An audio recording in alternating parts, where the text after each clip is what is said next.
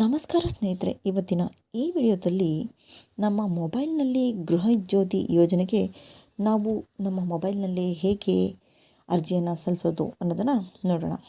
ಸರ್ಕಾರದವರೇ ನೀಡಿರುವಂಥ ಒಂದು ವೆಬ್ಸೈಟನ್ನು ಕೊಟ್ಟಿದ್ದಾರೆ.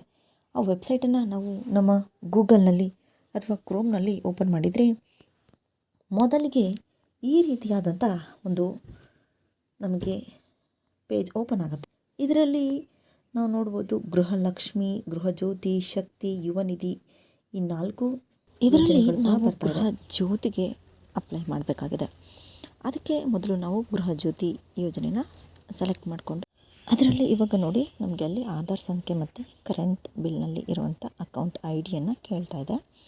ಮತ್ತು ನಮ್ಮ ಆಧಾರ್ಗೆ ಲಿಂಕ್ ಆಗಿರುವಂಥ ಮೊಬೈಲ್ ಸಂಖ್ಯೆ ಬೇಕಾಗುತ್ತೆ. ಅದು ಇಲ್ಲದೇ ಇದ್ದರೂ ಕೂಡ ಆಗುತ್ತೆ.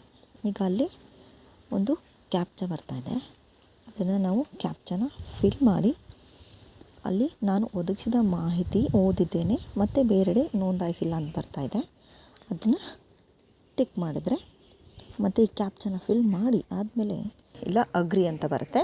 ಅಗ್ರಿ ಅಂತ ಕೊಟ್ಬಿಟ್ಟು ನೆಕ್ಸ್ಟ್ ನಮಗೆ ಆಧಾರ್ ನಂಬರ್ ಕೇಳುತ್ತೆ. ಆಧಾರ್ ನಂಬರ್ ಅಲ್ಲಿ ನಾವಲ್ಲಿ ನಮ್ಮ ಆಧಾರ್ ಸಂಖ್ಯೆನ ಫಿಲ್ ಮಾಡಬೇಕಾಗತ್ತೆ.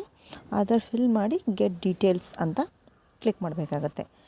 ನೆಕ್ಸ್ಟು ಗೆಟ್ ಡೀಟೇಲ್ಸ್ ಅಂತ ಕ್ಲಿಕ್ ಮಾಡಿ ಆದಮೇಲೆ ನಾವು ಆಧಾರ್ ಸಂಖ್ಯೆ ಹಾಕಿರೋದ್ರಿಂದ ಅದು ಅಲ್ಲಿ ನಮ್ಮ ಹೆಸರು ಆಟೋಮೆಟಿಕ್ಕಾಗಿ ಅದೇ ಎಲ್ಲ ನಮ್ಮ ಡೀಟೇಲ್ಸ್ನ ಫಿಲ್ ಮಾಡಿಬಿಡುತ್ತೆ.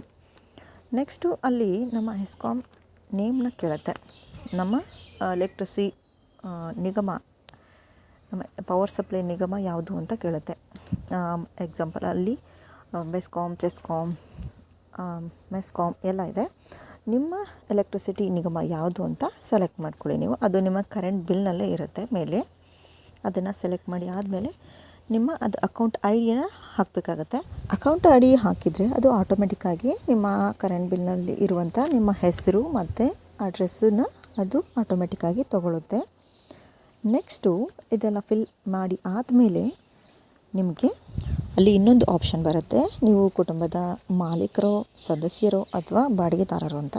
ನೀವು ಮಾಲೀಕರಾಗಿದ್ದರೆ ಮಾಲೀಕರನ್ನ ಸೆಲೆಕ್ಟ್ ಮಾಡಿ, ಬಾಡಿಗೆದಾರ ಆದರೆ ಬಾಡಿಗೆದಾರರು ಅಂತ ಸೆಲೆಕ್ಟ್ ಮಾಡಿ ಅಲ್ಲಿ ನಿಮ್ಮ ಫೋನ್ ನಂಬರನ್ನು ಹಾಕಬೇಕಾಗತ್ತೆ. ಅದು ನಿಮ್ಮ ಆಧಾರ್ಗೆ ಲಿಂಕ್ ಆಗಿರೋ ನಂಬರ್ ಆದರೂ ಆಗ್ಬೋದು, ಇಲ್ಲ ನಿಮ್ಮ ಹತ್ತಿರ ಇರೋ ಫೋನ್ ಆದರೂ ಆಗ್ಬೋದು.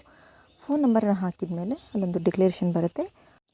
ಅದನ್ನೆಲ್ಲ ಓದ್ಕೊಂಡು ನೀವು ಅದ್ರ ಮೇಲೆ ಕ್ಲಿಕ್ ಮಾಡಿ ಸಬ್ಮಿಟ್ ಅಂತ ಕೊಟ್ಟಾದಮೇಲೆ ನಿಮಗದು ನಿಮ್ಮ ಅಪ್ಲಿಕೇಶನ್ ಅಕ್ನಾಲೆಜ್ಮೆಂಟ್ ಬರುತ್ತೆ. ಅದರಲ್ಲಿ ನಿಮ್ಮ ಎಲ್ಲ ಮಾಹಿತಿ ಇರುತ್ತೆ. ನೀವು ಅಪ್ಲಿಕೇಶನಲ್ಲಿ ಫಿಲ್ ಮಾಡಿರೋಂಥ ಎಲ್ಲ ಮಾಹಿತಿ ಇರುತ್ತೆ. ಅದರ ಫೋಟೋನು ನಾನು ಇಲ್ಲಿ ಹಾಕಿರ್ತೀನಿ ಯಾವ ರೀತಿ ಬರುತ್ತೆ ಅಂತ. ಅದನ್ನು ನೀವು ನಿಮ್ಮ ಮೊಬೈಲ್ನಲ್ಲಿ ಸೇವ್ ಮಾಡಿ ಇಟ್ಕೊಳ್ಳಿ. ನೀವಿನ್ನು ಯಾರೆಲ್ಲ ಅಪ್ಲೈ ಮಾಡಿಲ್ಲ ಗೃಹ ಜ್ಯೋತಿ ಯೋಜನೆಗೆ ಈ ಸ್ಟೆಪ್ಸ್ನ ಫಾಲೋ ಮಾಡಿ ಅಪ್ಲೈ ಮಾಡಿ. ತುಂಬಾ ಈಸಿ ಸ್ಟೆಪ್ಸ್ ಇದೆ. ಈಗ ಎಲ್ಲರೂ ಮಾಡಿಸ್ತಾ ಇರ್ತಾರೆ. ಅಲ್ಲಿ ತುಂಬ ರಶ್ ಇರುತ್ತೆ. ಹಾಗಾಗಿ ನೀವು ನಿಮ್ಮ ಮೊಬೈಲ್ನಲ್ಲೇ ಮಾಡ್ಕೊಳ್ಳಿ. ತುಂಬ ಈಸಿ ಇದೆ, ತುಂಬ ಈಸಿ ಸ್ಟೆಪ್ಸ್ ಇದೆ. 1-2 ನಿಮಿಷದಲ್ಲಿ ಈ ವಿಡಿಯೋ ಇಷ್ಟ ಆಯಿತು ಅಂತಂದರೆ ವಿಡಿಯೋನ ಲೈಕ್ ಮಾಡಿ, ಹಾಗೆ ನಿಮ್ಗೆ ಗೊತ್ತಿರೋರ್ಗು ಸಹ ಶೇರ್ ಮಾಡಿ. ಅವರು ಹಾಗೆ ಶೇರ್ ಮಾಡಿ ನಿಮ್ಮ ಸ್ನೇಹಿತರೊಂದಿಗೆ, ಅವ್ರಿಗೂ ಸಹ ಹೆಲ್ಪ್ ಆಗುತ್ತೆ. ಹಾಗೆ ಮತ್ತೆ ಮುಂದಿನ ವಿಡಿಯೋದಲ್ಲಿ ಸಿಗೋಣ. ಧನ್ಯವಾದಗಳು.